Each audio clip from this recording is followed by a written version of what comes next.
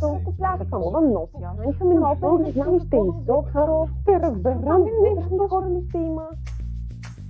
Спокойно. Ако досега не сте били на опера или балет, ето няколко съвета. Първо, ако не знаете какво да изберете, заложете на класиката. Няма да останете разочаровани от произведения като Лебедово езеро, Лешник от Рушачката, Тоска или Мадам Бътърфлай. Второ, кои места са най-добри? Преди да закупите билети, разгледайте схемата на залата.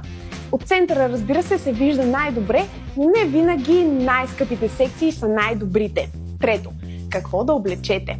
Черна вратовръзка и фрак за мъжете и вечерна рокля и оперни ръкавици за дамите, разбира се. Шегувам се!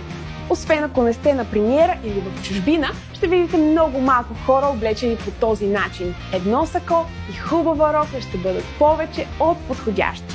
Четвърто, не закъснявайте. Предвидете достатъчно време, за да стигнете, да минете през гардероба и да намерите местата си. И моля ви, изключете звука на мобилните си телефони.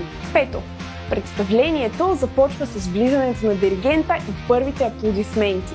И шесто, представлението не приключва с първият поклон. Моля ви, не бързайте да си тръгвате. Неуважително е. Хората на сцената най-вероятно ще излязат за финален поклон, дори след като завесата се спусне. Така че изчакайте залата да светне отново след всичко.